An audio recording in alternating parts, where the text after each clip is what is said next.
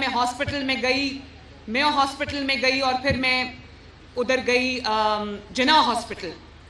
وہاں پر میں نے ایم ایس کو بھی فارغ کیا، پرنسپل کو بھی فارغ کیا. میڈیا میں بڑا ایک طوفان آ گیا، بھونچال آ گیا کہ مریم نے ایسے کیا اور وزیر اعلیٰ نے کھڑے کھڑے لوگوں کو فائر کر دیا، اور یہ ڈاکٹرز ہوتے ہیں ان کی بڑی عزت ہوتی ہے، وہ ایک پڑھے لکھے لوگ ہوتے ہیں، ان کی عزت کرنا احترام کرنا واجب ہے. تو میرے پہ واجب ہے، میں ان کی عزت اور احترام میں کمی نہیں آنے دیتی.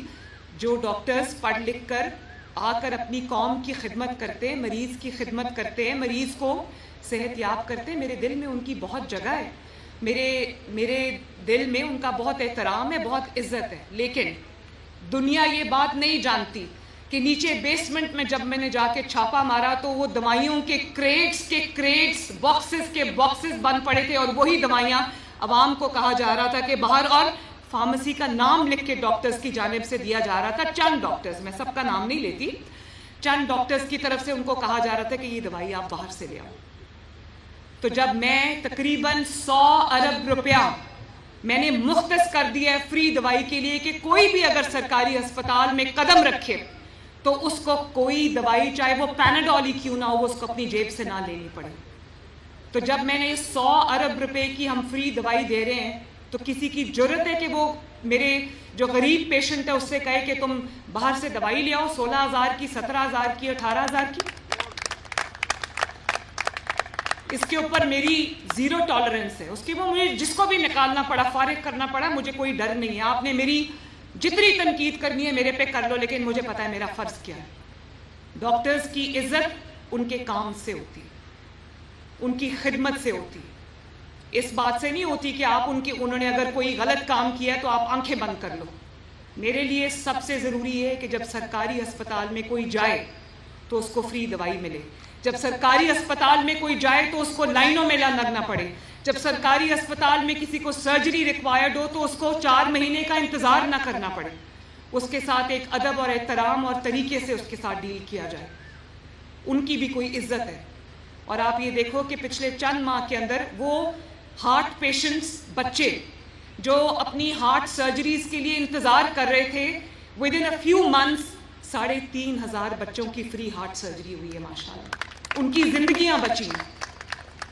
اسی طرح ہزاروں افراد کا فری ڈائلسس ہو رہا ہے، ہزاروں افراد کے فری آرگن ٹرانسپلانٹس ہو رہے ہیں، جو 50 لاکھ کا ایک آرگن ٹرانسپلانٹ تھا. اور جب میں وہ میو ہاسپٹل گئی اور جب میں جناح ہاسپٹل گئی تو میں دیکھ کے حیران رہ گئی کہ مریضوں کو یہ بھی کہا جا رہا تھا کہ جو ڈاکٹرز کے اوور آل ہوتے ہیں یا ڈاکٹرز کے جو گاؤنز ہوتے ہیں ڈسپوزیبل، وہ بھی آپ باہر سے لاؤ.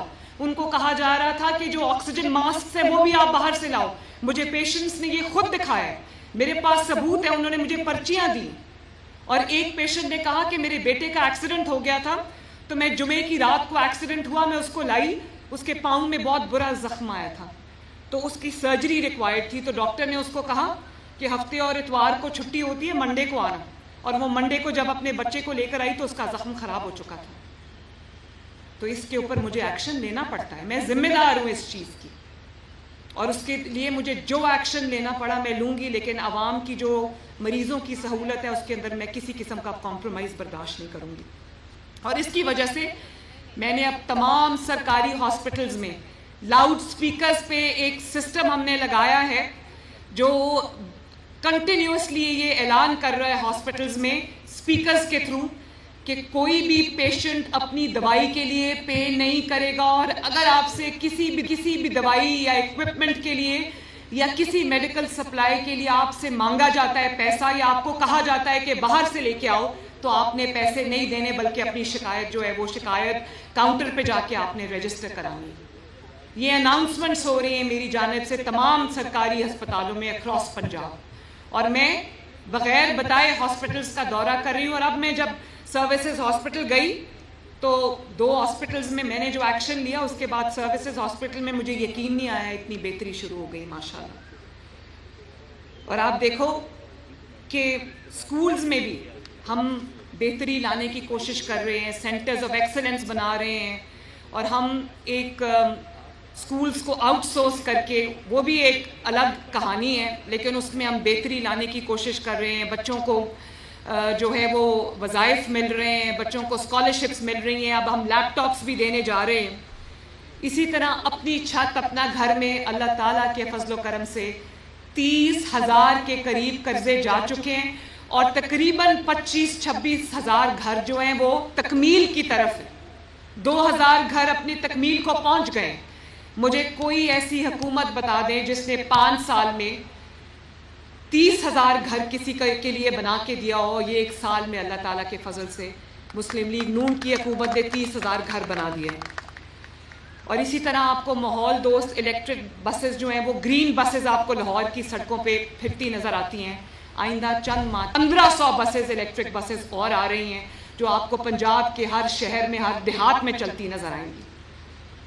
اور اسی طرح جو مہنگائی ہے، آرٹیفیشل مہنگائی ہے، اس پہ بھی ہم کریک ڈاؤن کرنے کی پوری کوشش کر رہے ہیں۔ تو میں آپ سے صرف یہ کہنا چاہتی ہوں، کام بہت ہیں جن کو میں اگر گنوانے شروع کروں تو شام ہو جائے۔ میں نہیں چاہتی آپ کو اور زیادہ دھوپ میں انتظار کرنا پڑے۔ 5 سال اس ملک کو سٹیبلٹی کے مل گئے، فتنے سے دور ملیں گے انشاءاللہ۔ فتنے کو لوگوں نے پہچان لیا ہے اور یہ ملک ترقی کرے گا۔ یہ ملک بہت زرخیز ہے، یہ ملک بہت، اس کے اندر پوٹینشل ہے۔ اس ملک کی جو یوتھ میرے سامنے کھڑی ہے، ان کے اندر بہت پوٹینشل ہے۔ تو آؤ مل کے یہ دعا کریں کہ اللہ تعالیٰ اس میں برکت دے اور اللہ تعالیٰ ہمیں توفیق دے کہ ہم ہر آنے والے دن کے ساتھ بہترین طریقے سے اس ملک کی خدمت کر سکیں، اس صوبے کی خدمت کر سکیں۔ اللہ تعالیٰ آپ سب کا حامی و ناصر ہو۔ پاکستان زندہ باد، پاکستان پائندہ باد۔